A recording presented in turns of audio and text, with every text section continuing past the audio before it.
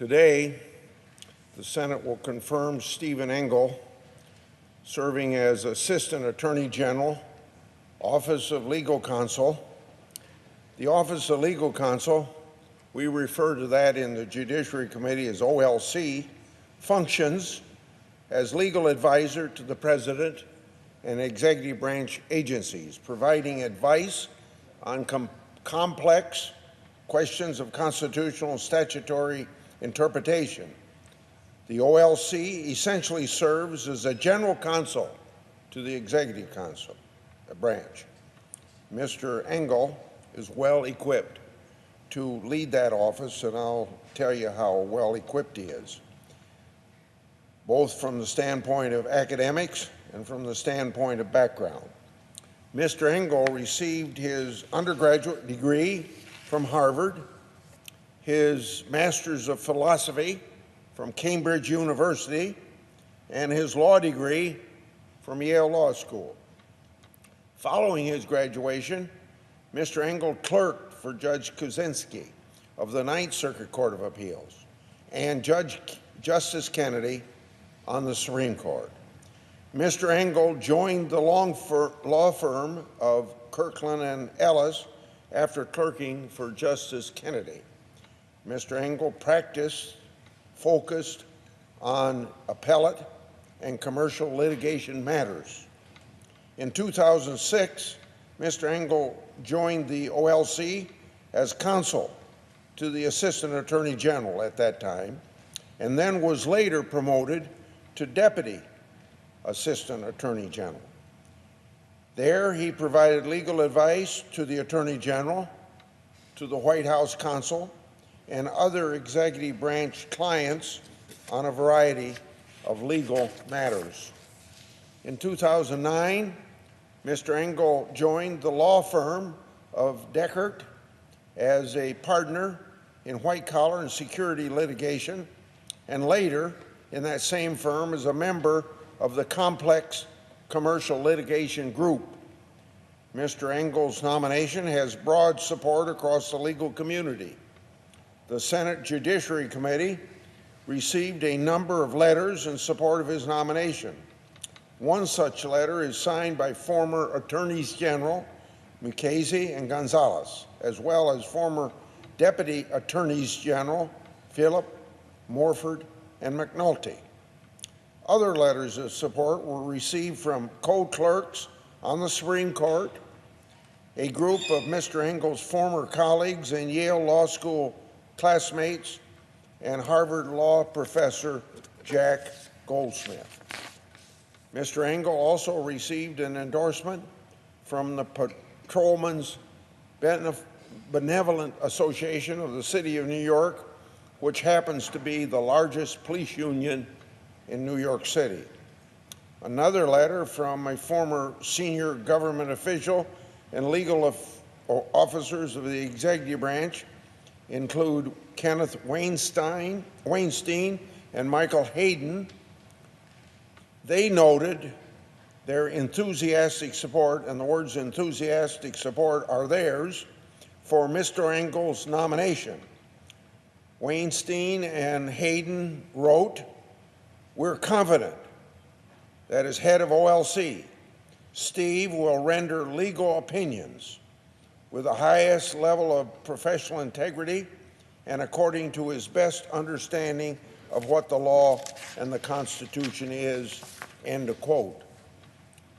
Mr. Engel and I met this summer, and we discussed the importance of congressional oversight, the essential role played by members of this body and the House of Representatives.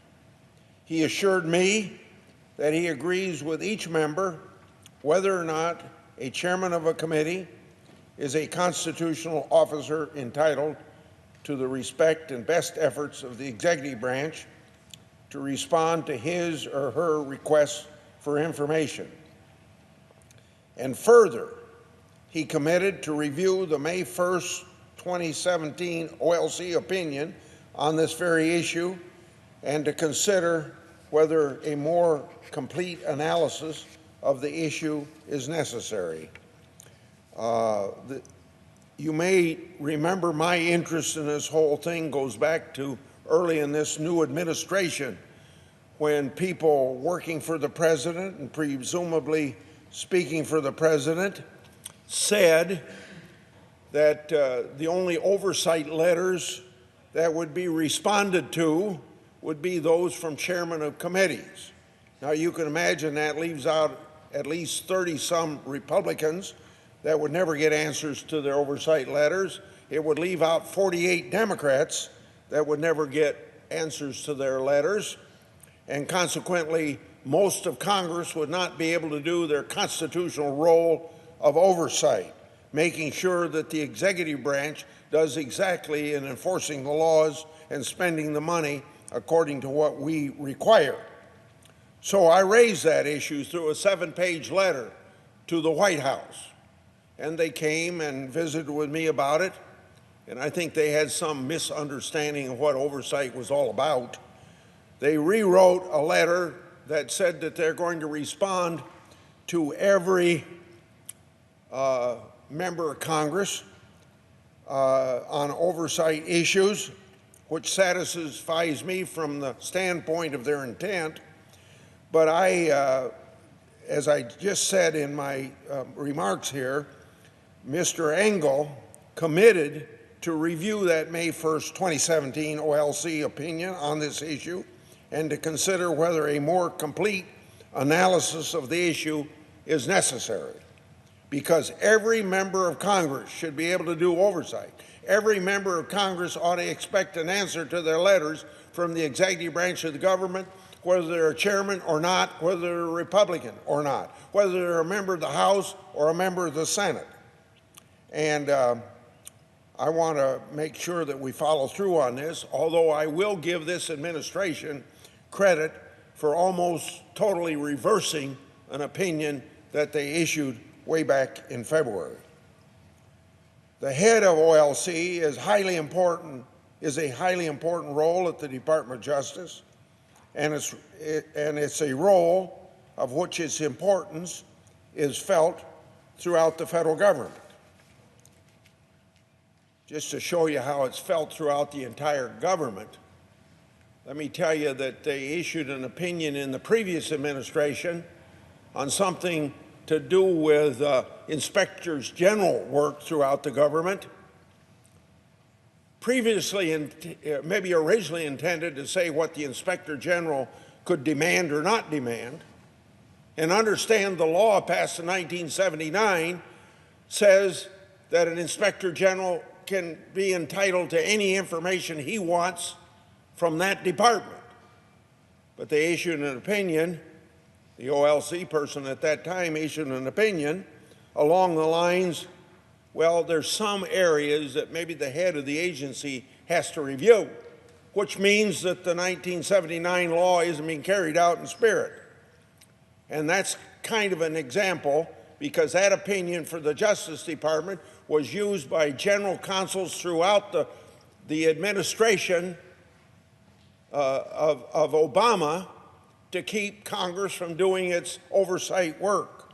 That's how important the person who's head of the Office of Legal Counsel is in determining what goes on in the executive branch of government. Enough to stifle the oversight work of the Congress of the United States or the work of the inspectors general of each department. So I see Mr. Engel as a person that's going to be a friend of congressional oversight, and if he isn't, I'm going to be very, very disappointed. But he satisfied me through his testimony before a committee and through the promises that he made in privacy of my office, that he's going to do that.